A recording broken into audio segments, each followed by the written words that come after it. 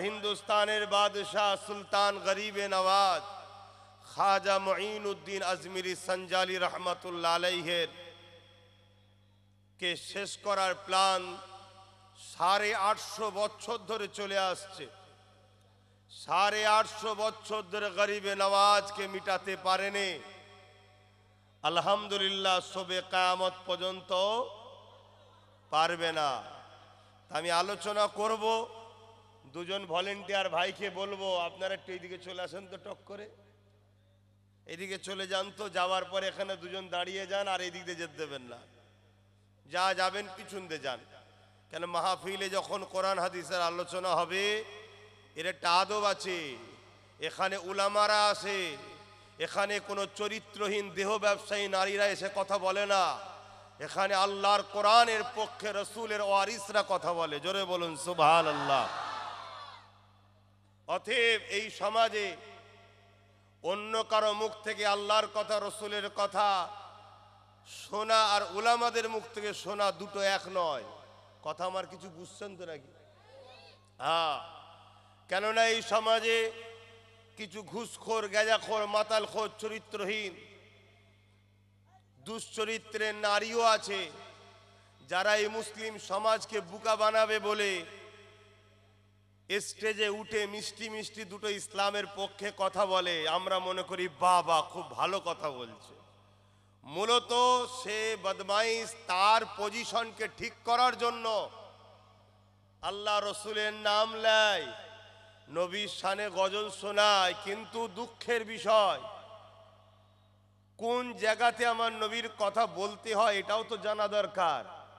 কেউ যদি টয়লেটে ঢোকে ওখানে আল্লাহ রসুলের কথা বলা যায়?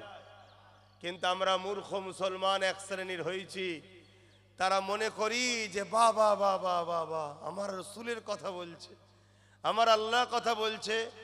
আরে তোর রসুলকে, তোর আল্লাহকে যদি এতই ভালোবাসে তো হারাম খোরকে বল না কলমা পড়তে। কথা কি আমার কষ্ট দিচ্ছে? ও শয়তান, ওকে বল যে তুই কলমা পড়, কিন্তু না, এটা শুধুমাত্র সরল প্রাণ নিরীহ মুসলমানকে বোকা বানাবার জন্য এই সব পরিকল্পনা তারা করছে। তো যাক, এটা কিন্তু সে জায়গা নয়, এটা নবীর মেম্বার, এখানে উলামারা কথা বলবে। এসেছি দুটো কথা বলবো, রাত্রিরে আরো মাহফিল আছে। আমার সাফিরি সিদ্দিকী ভাইজান রয়েছে, তাই তো নাকি? আর কি বলে পিন্নগর থেকে আবুল বাসার সাহেব আছেন, সব আলোচনা করবেন। আসেন, প্রাণ খুলে উচ্চ আওয়াজে দরুদ পড়বেন। আমার ভাইদের বলবো তোমরা দাঁড়িয়ে থেকো, ওখানেই বসে যাও, এটা কোরআনের মাহফিলের আদব ভাই, বসে যাও। হ্যাঁ, দরুদ শরীফ আল্লাহুম্মা সাল্লি আলা।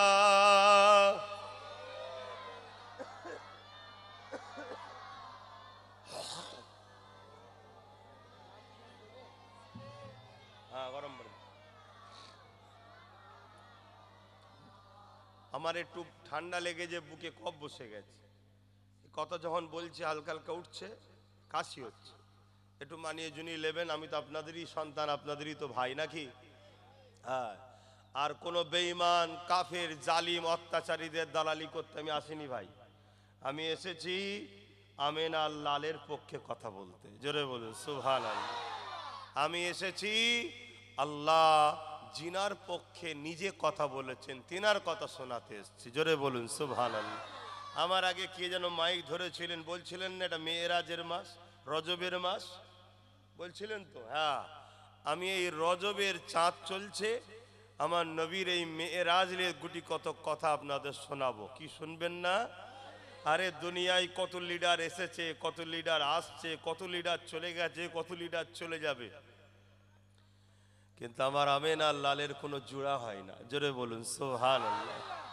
তো তিনাকে আমরা মানি, আমরা তিনার নেতৃত্ব মানি, তিনি আমাদের জন্য মডেল, তিনি আমাদের পথ প্রদর্শক, তিনি আমাদের আইডল। পৃথিবীর দ্বিতীয় কাউকে আমরা মডেল হিসাবে মানি না, ঠিক না বে ঠিক? হ্যাঁ, কেন? আমার নবীর জুতো ধুলোই যা আছে, ওই ক্ষমতা, ওই জিনিস কারো হওয়ার ক্ষমতা হয়নি। আসেন দরুদ শরীফ আল্লাহুম্মা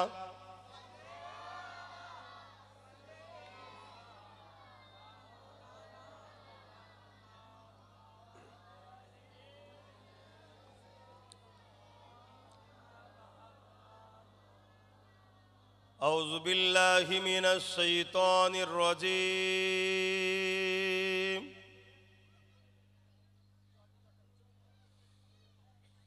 بسم الله الرحمن الرحيم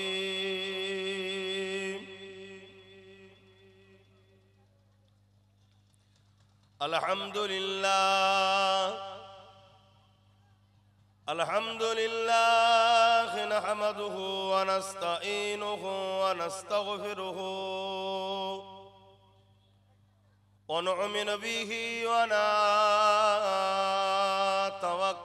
عليه ونعوذ بالله من شرور أنفسنا ومن سيئات أعمالنا من يهدي الله فلا مضل له ومن يضلله فلا هادي له ونشهد أن لا إله إلا الله وحده لا شريك له ونشهد أن سيدنا وحبيبنا ومولانا محمدا عبده ورسوله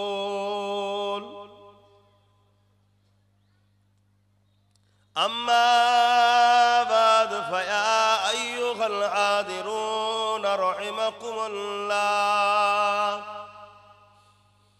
قال الله تعالى في كلام المزيد والفرقان الحميد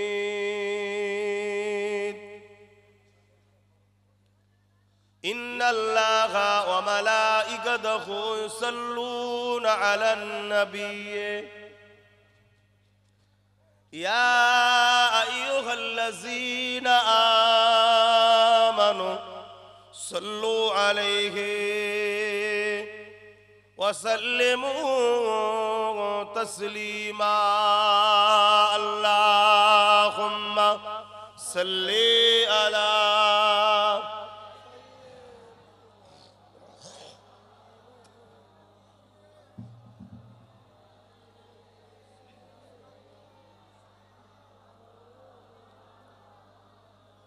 এই কচিরা দুপুরে খাসনি কি খেয়েছিস? কি দিয়ে? কি গোশ? বাপ রে বাপ, তা তো জোর থাকা দরকার। আমি তো ভাবলাম মরা মুরগি খেয়ে এসছিস। মরা মুরগি খেয়েছি নাকি? তো গরু যখন খেয়েছিস বলছি জোর থাকা দরকার। তো আস্তে আস্তে কেন আল্লাহুম্মা সাল্লি, কি তো মনে হচ্ছে সাবু খেয়ে এসছে। ইমান কোথায় গেল? মহব্বতে দরুদ পড়তে হবে না? একটু আওয়াজ দিয়ে পড়েন। আর যারা আসছে একটু এই দিকে চলে আসবেন ভাই, একটু এই দিকে আসবেন। ভালোবেসে ইসলামের স্বার্থে ডাকছি। আমাদের মাহফিলে চেয়ার থাকে না, অনেক জায়গায় চেয়ার দেয়, বারণ করি। চটে বসো, আল্লাহকে দেখাও যে আল্লাহ আপনার ও আপনার হাবিবের ভালোবাসায় জামাই ধুলো লাগবে কি কাদা লাগবে ওসব চিন্তা করি না, আমরা ধুলো চটে তো বসে যাই। জোরে বলুন সুবহানাল্লাহ। এটা যদি চেয়ার দেওয়া হতো, এখান থেকে সেই মা বোনেদের প্যান্ডেল পর্যন্ত লোকটা চলে যেত। শুনছেন না শোনেন? আর লাস্টে ড্রোন ক্যামেরা করে দেখাতাম, দেখ। শুনছেন না শোনেন নে? হ্যাঁ, এখানে যে কটা এসেছে সব আল্লাহ রসুলের ভালোবাসায় এসেছে। নিজের ঘরে খেয়ে যাই তো কচিরা বলছে ঘরে খেয়েছি, তাই তো নাকি? আলতারে খাওয়া হয়েছে তো। এখন কতক্ষণ থাকবে? অনেক রাত পর্যন্ত জলসা। আর আমার পরে থাকবি নি? তাহলে বলছি তুমি যতক্ষণ থাকবে, ওরম বললে হবে না। জলসা তো এখনো হবে, 6টা 8টা 8টা 10টা নাকি, রাত 10টা পর্যন্ত হবে। তাহলে হজম এক্ষুনি করে ফেললে হবে। ওই জন্যই আস্তে আস্তে দরুদ পড়ছে নাকি, এটা মোহাব্বতে দরুদ। আল্লাহুম্মা সাল্লি আলা।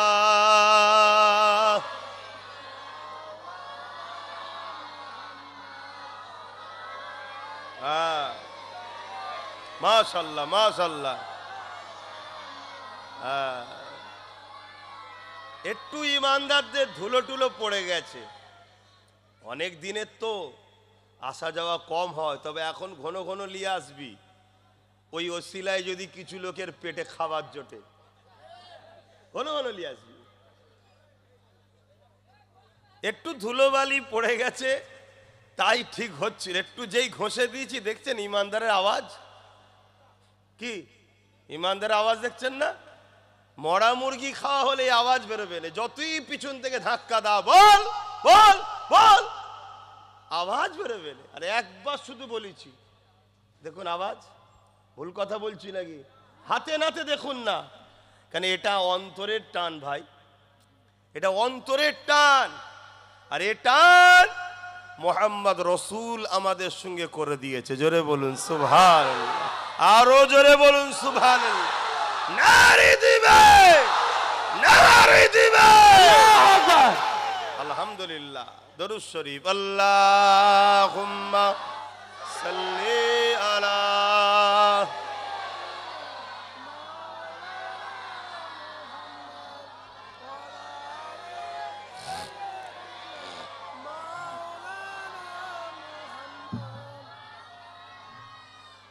কালেমা লা ইলাহা। আওয়াজ তোলে একটু, দেখছেন নাকটা বন্ধ হয়ে আছে। হাসবি রব্বি জাল্লাল্লাহ মা ফি কলবি খায়রুল্লাহ নূর মুহাম্মদ সাল্লাল্লাহ হক লা ইলাহা ইল্লাল্লাহ লা ইলাহা লা ইলাহা ইল্লাল্লাহ লা ইলাহা লা ইলাহা ইল্লাল্লাহ মুহাম্মাদুর রাসূলুল্লাহ। আল্লাহুম্মা সাল্লি আলা।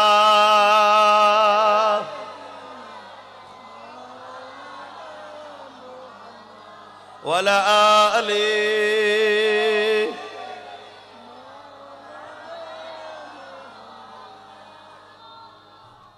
আলহামদুলিল্লাহ।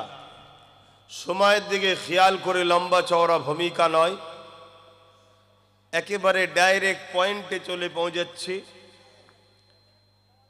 আমাদের নবী, নূর নবী, দয়ার নবী, হায়াতুল নবী, মেরাজওয়ালা নবী, আল্লাহর পেয়ারা দোস্ত নবী,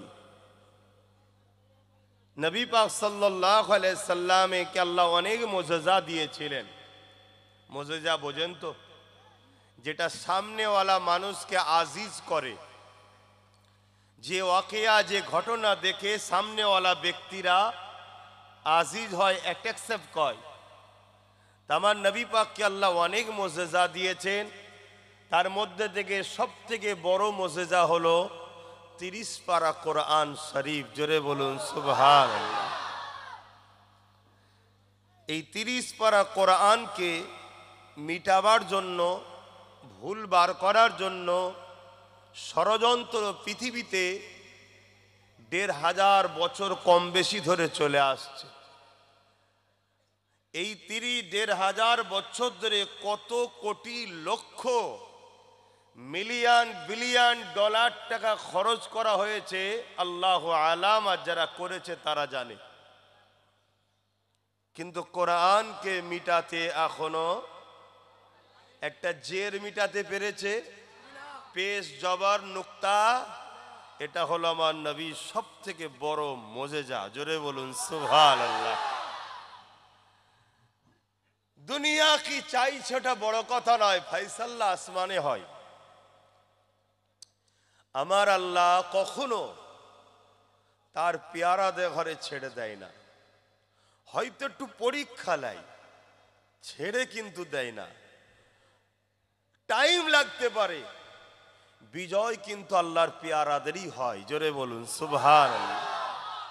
আজ দীর্ঘ বছর ধরে দেখুন প্যালেস্তাইনবাসীর উপরে কত জুলুম হয়েছিল, কত অত্যাচার হয়েছিল, কিন্তু আজকে খোদা হালকা একটা টাচ দিয়েছে। হালকা, আমি আবার বলছি একদম হালকা। এই হালকা টাচেতেই পৃথিবীর দাদাগুলো পাগলা টাইপের হয়ে গেছে। বলার দিন যখন আল্লাহ দিয়েছে, বলবো না বলবো না কেন? বলা মানেই তো আল্লাহর কুদরত, আল্লাহর পাওয়ারেরই প্রশংসা করা হবে। জোরে বলুন সুবহানাল্লাহ। সামান্য যদি কেউ একটা ছোট কিছু আবিষ্কার করে যদি ফুটানি দেখিয়ে অনেক হাইলাইট করে, অনেক অ্যাড দেয়, অনেক প্রচার করে, তা আমার আল্লাহর কুদরতি একটা পাওয়ারের সামান্য নিদর্শন আল্লাহ দেখিয়েছে। আমাদের একটু আলোচনার প্রয়োজন আছে না নাই? লাস্টে পাগল বলতে বাধ্য হলো, ভাই যুদ্ধ আর নয়, ঘরে যাচ্ছি। শুনছেন তো নাকি? অতএব ভরসা রাখুন আল্লাহর উপরে। 45,000 প্যালেস্তাইনি বাচ্চা শহীদ হয়েছে। একটা মা একটা বাপ বলেনি যে আমরা সাহায্য করো কেউ। একটাই কথা বলেছে, আল্লাহ দিয়েছিলেন, আল্লাহ নিয়েছেন, আরো লাগে দেব, কিন্তু আল্লাহর ছাড়া কারো পক্ষে আমরা নাই। জোরে বলুন সুবহানাল্লাহ। আমার আল্লাহ তাদের ইমানের পরীক্ষা নিয়েছে, প্যালেস্তাইনবাসীর তাদের ধৈর্যের সবরের পরীক্ষা নিয়েছে। সময় মতো আমার আল্লাহ আবার তাদেরকে সাহায্যও করছে। আজকে হলিউড বলে একটা, আমি ও জগতের মানুষ না হলেও যেটা মিডিয়ার খবর সেটা বলছি, তারা ওই মানুষকে ধোঁকা দিয়ে পয়সা ইনকাম করে, যে ভাষাটা আপনারা বুঝবেন। নাটক ড্রামা করে, হাকিকাত নয়। তার একটা কোনো কেউ একজন নায়ক না কি বলে, নায়ক তো নয়, কিন্তু সমাজ এখন নায়ক বলে চেনে। তো এখন তো চোরকেও নায়ক বলে ডাকা হয়, মাতালকেও নায়ক বলে ডাকা হয়, ঘুষখোরকেও মাতাল নায়ক বলে বলা হচ্ছে। প্রকৃত হিরো কাকে বলা হয় সেটার তো ডিফিনেশন আমরা জানি না, যে ভাষা আপনারা বুঝবেন তাই বলছি। তো সে বলতে লেগেছে, নতুন সরকার যখন আসছে সেই সরকারের কাছে আমি আবেদন রাখবো, প্যালেস্তাইনকে যেন পুড়িয়ে ছারখার করে দেয়। শুনছেন? কিছু কম বেশি 2-3 লক্ষ কোটি টাকার একটা বাড়ি ছিল তার, সব পুড়ে ছারখার আল্লাহ করে দিয়েছে। অতএব আল্লাহ সর্বসময় মুসলিমদের সাথে আছে, এটা মাথার মধ্যে ঢুকিয়ে নাও। সে মজলুম যদি অমুসলিমও হয়, মজলুম যদি হিন্দু হয়, মজলুম যদি খ্রিস্টান আদিবাসী দলিত হয়, সে আল্লাহকে মানে না তো কি হয়েছে? মজলুমের সাথে কিন্তু আল্লাহ থাকবে, জালিমের সাথে কিন্তু আল্লাহ নাই। আজ ভাঙর কাশীপুর এলাকার মানুষ, আপনারা জালিম হবেন না মজলুম হবেন, ডিসাইড করে নেন। মজলুম যদি হন, কেউ যদি জুলুম আপনাদের উপরে করে, বুক ভরা সাহস নিয়ে বলবেন, প্রশাসন না থাকতে পারে, গভর্নমেন্ট না থাকতে পারে, পাওয়ার না থাকতে পারে, মিলিটারি না থাকতে পারে, বুকে সাহস রাখবেন। আপনি যদি মজলুম হন, আপনি আপনার সঙ্গে আপনার মালিক সৃষ্টিকর্তা আল্লাহ অবশ্যই আছে। জোরে বলুন সুবহানাল্লাহ, আরো জোরে বলুন সুবহানাল্লাহ। নারায়ে তাকবীর। স্টেজে নয়, বন্ধ করো, একটা মাইক, দুটো নয়। ভাইয়েরা আমার, এইটা ডিসাইড করে নিন, নিজের দিমাগে ও সিনাতে গেঁথে নেন। দুদিন আগে আর দুদিন পরে জালিমের বিচার আল্লাহ টাটকা দেয়। পরকালে তো হবেই হবে। আপনি কি ভাবছেন যে কটা বেটার ক্ষতি হলো ওরা কি পরকালে মাফ হয়ে গেল নাকি? না, ওটা আলাদা একটা স্পেশাল রাখা আছে। দুনিয়াতেও আল্লাহ টাটকা বিচার করে জালিমদের। তবে কবে হবে এ ডেটটা আমি ভালো বুঝি না আল্লাহ ভালো বোঝে। আপনারা ভালো বোঝেন না আল্লাহ ভালো বোঝে। কিন্তু মজলুম হলে আপনি যে দুঃখ করবেন তা নয়, কারণ ইতিহাসের পাতাই বলছে সমস্ত নবীদের উপরে জুলুম হয়েছিল, নবীরা কারোর উপরে জুলুম করেনি। জোরে বলুন সুবহানাল্লাহ।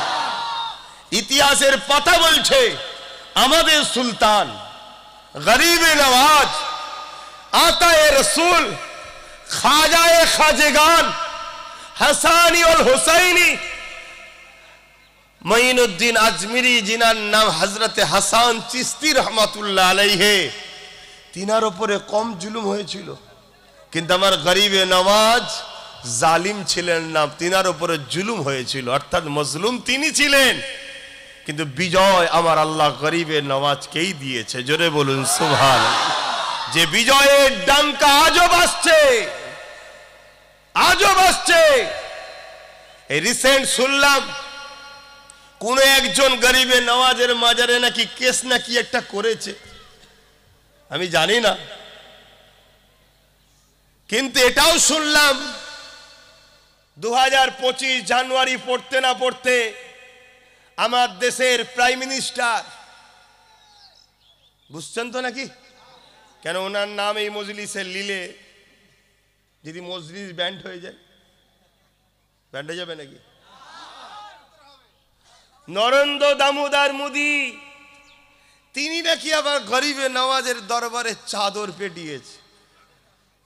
মানে তিনি খুব ভালোভাবেই বুঝতে পেরেছেন হিন্দুস্তানে টিকে থাকতে গেলে হিন্দুস্তানের বাদশার সঙ্গে সুসম্পর্কটা, বলুন, তা আপনারা বুঝতে পারলেন না গরিবে নওয়াজকে?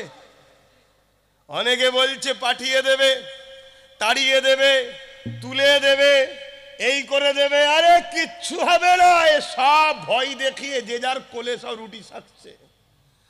মনে রাখবে হিন্দুস্তানের বাদশাহ মঈনুদ্দিন আজমিরি আমাদেরকে ভালোবেসে এখানে আবাদ করিয়েছে, কেউ মিটাতে পারবে না।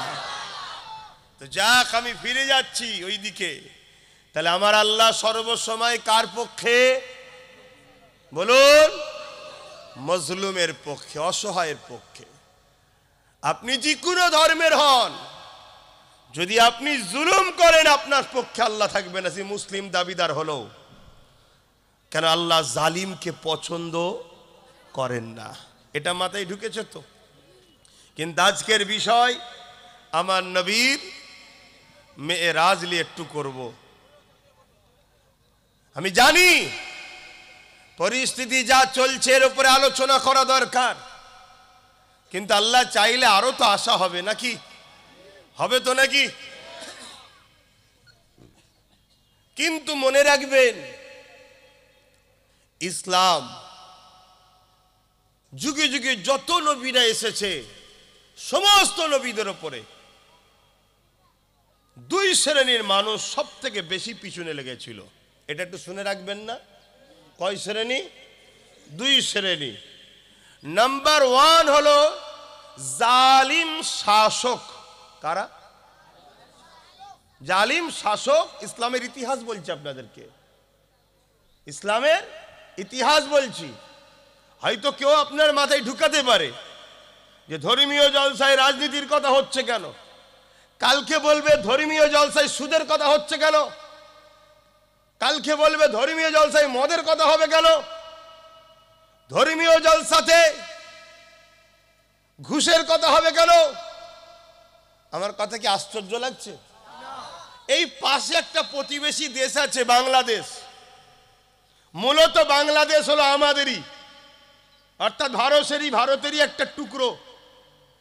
কিছু স্বার্থসিদ্ধি মানুষ নিজের পদের লোভের জন্য দেশকে ভাগাভাগি করেছে। আমরা ভাগাভাগি করি, আমরা সব হলো ভারত, ঠিক না বেঠিক? এই বিশাল দেশ আমাদের দেশ। পাকিস্তান ভারত, বাংলাদেশও ভারতের, শ্রীলঙ্কাও ভারতের, ভুটানও ভারতের, নেপালও ভারতের।